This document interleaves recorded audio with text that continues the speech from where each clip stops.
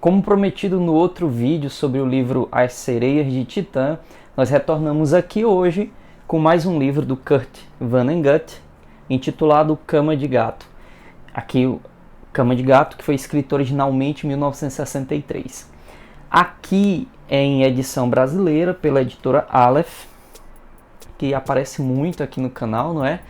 Porque ela possui um bom número de publicações no campo da ficção científica, que é o meu gênero literário favorito, enfim, por isso acaba aparecendo mais por aqui.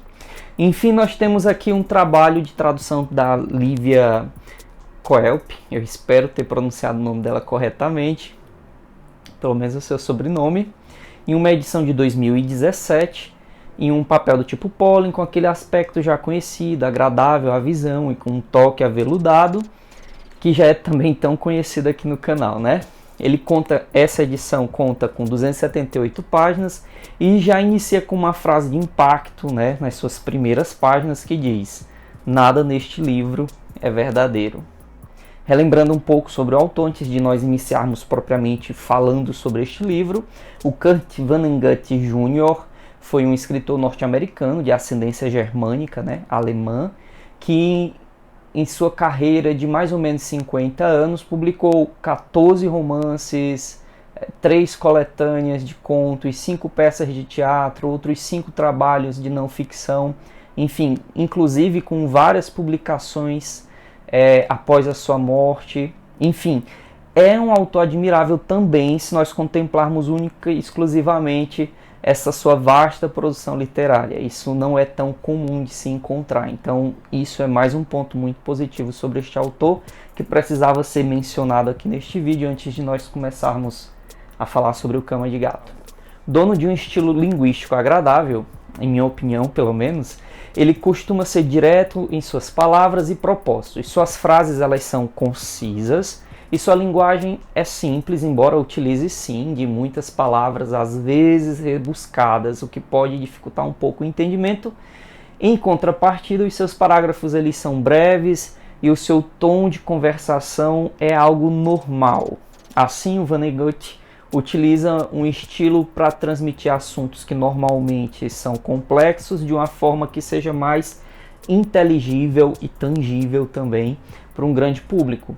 E visto o seu sucesso de mercado, pode-se dizer que ele sim obteve um grande êxito. Como já nos alerta o texto na orelha desta edição aqui em minhas mãos, esta história aqui nos mostra que a ciência pode mudar o mundo, sim, para o bem ou para o mal. O que por si já chamou a minha atenção, porque é algo que conversa com uma premissa básica sobre a natureza das coisas. Natureza das coisas, por sinal, premissa que parece tão esquecida nos nossos dias, não é tão colocada de escanteio. Enfim, premissa esta que afirma que certas coisas, objetos ou artifícios, como a ciência, por exemplo, né, não são bons ou ruins em si, não encerram essa natureza boa ou má em si. O que os faz bons ou ruins é o que nós humanos fazemos com elas, e com isso em mente, que um despretensioso escritor, né, personagem central dessa história, começa a trabalhar em um livro sobre um dia que mudou o curso da história do mundo inteiro, o bombardeio atômico no Japão. O ponto de partida da pesquisa é o próprio inventor da bomba, o falecido cientista Felix Hoenikker, espero também ter pronunciado corretamente. Mas ao tentar, né, descobrir mais sobre essa figura histórica deste inventor da bomba atômica, o escritor, personagem central deste livro, acaba se envolvendo com o legado de Hoenikker, daquele inventor, com a sua família, com a família daquele cientista, e o seu trabalho guia então a inusitadas descobertas e reflexões sobre diversos aspectos da sociedade. E enquanto ele conhece novos personagens e até um desconhecido país caribenho com uma religião exclusiva e que é banida pelo governo local, o protagonista passa por transformações pessoais e por reflexões sobre política, filosofia e religião, que são reflexões estas o grande atrativo dessa história aqui. Em uma história entrelaçada pelo que o narrador acredita ser incontestavelmente providência divina, personagens pitorescos de diversas nações vão se encontrar. Suas interações são engraçadas e perturbadoras, e são parte do caminho que todos eles compartilham até o seu destino inevitável. A experiência de leitura com este livro foi mais fácil e agradável do que aquela com As Sereias de Titã, sim, para mim, na minha opinião, na maior parte do tempo, inclusive. O enredo é bastante linear e organizado de forma clássica, é contada por um narrador, escritor, protagonista em primeira pessoa, que facilita também o entendimento, que está no início dessa história aqui, fazendo algumas pesquisas sobre o dia em que a bomba atômica foi lançada sobre Hiroshima, no Japão. Uma coisa acaba levando a outra, ele acaba em uma ilha caribenha com um grupo de personagens improváveis e bizarros também. Apesar da aparente simplicidade da história e sem chamar muita atenção sobre si mesma, todas as peculiaridades que nós já conhecemos na escrita do Vonnegut estão presentes aqui neste livro. E eu confesso destacar algumas que me são favoritas em seu estilo. E eu poderia citar a presença de capítulos curtos, rápidos, a presença da sua ironia e do seu certo toque de humor negro, parágrafos cativantes, a presença de punchlines é algo cativante também, uma heterogênea camada de situações estranhas, pedaços ecléticos de ciência e filosofias misturados aqui na trama. Ele utiliza outras formas de comunicação, de linguagem, né? A presença de cartas, índices, poemas e canções que visam tornar o mundo apresentado aqui mais imersivo.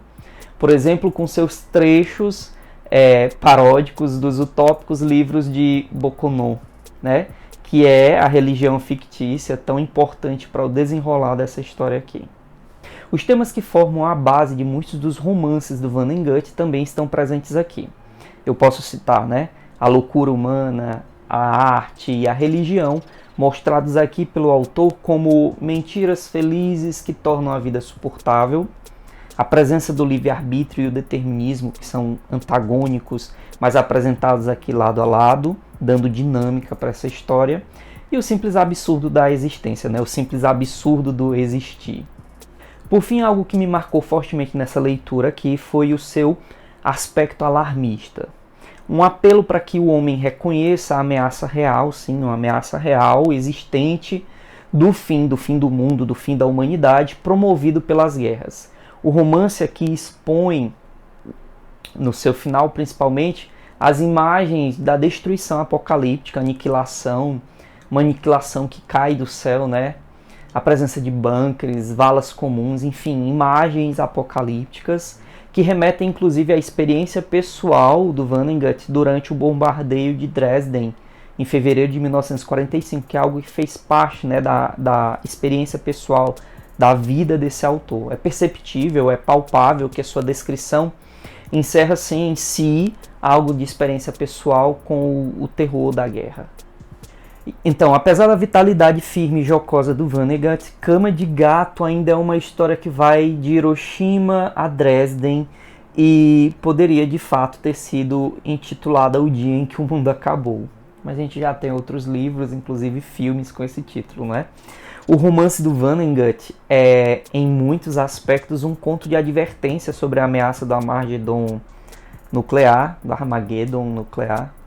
A alusão à crise dos mísseis cubanos de 1962 é apenas velada, né, mas ela fica aqui nas entrelinhas e você consegue fazer esse paralelo. Então ela é perceptível. E ao final do livro eu permaneci com um gosto amargo, uma percepção inevitável para mim de um horizonte na história da humanidade que mantém uma figura ameaçadora e constante ali presente. Então, essa foi a minha experiência com esses dois livros do Kurt Vonnegut, o Sereias de Titã e agora o Cama de Gato. Como eu disse para vocês, estes dois livros foram os meus primeiro contato com este autor. Eu confesso para vocês que peguei os livros para ler porque são livros de ficção, né? Ficção científica inclusive, e eles são muito bem resenhados, muito bem comentados nas minhas rodas de amigos. Mas eu também confesso para vocês que ele não é o meu tipo de autor. Eu não consegui embarcar muito nas suas histórias, nos seus devaneios. O pessoal elogia muito a sua sagacidade, o seu humor, né? mas eu não consegui achar engraçado. Talvez a minha inteligência não consiga alcançar, né, o nível do sarcasmo e das piadas que ele realiza. A sua visão sobre as religiões é algo perturbador e que incomoda, sim, porque é uma visão de um cara agnóstico que se coloca num pódio, num ponto acima da religião, e lá de cima ele olha para a religião e a trata com desdém, né? Inclusive assim, um desdém de quem quer entender muito, mas que nas suas palavras reflete entender absurdamente pouco, né, sobre espiritualidade. E ele, não estou falando nem criticando uma religião X ou Y, mas é algo que presente nos dois livros, inclusive, uma vez que ele trata a religião como algo que entorpece a inteligência humana, né? Algo que vem para subtrair, nunca para somar. Isso incomoda sim na leitura. Enfim, mas a experiência com o autor foi positiva. Talvez num futuro não tão distante eu escolha outros livros dele para ler, mergulhar um pouco mais na sua produção, mas não me será a prioridade. Mas esses dois aqui ficam a dica para você que ainda não o conhece. Eu acho que são dois livros bons para você ter um primeiro contato e conhecê-lo e mergulhar mais e de repente perceber se ele é o teu tipo de autor ou não, tá? E é isso, pessoal. Vamos ficando mais uma vez por aqui. Muitíssimo obrigado pela presença de cada um de vocês. Deixem aqui nos comentários se vocês já leram um desses dois livros, O Cama de Gato ou Sereias de Titã. Sereias de Titã também tem um vídeo aqui no canal, comentando rapidinho, fazendo uma resenha. E espero nos encontrarmos muito em breve. Fiquem todos bem. Tchau.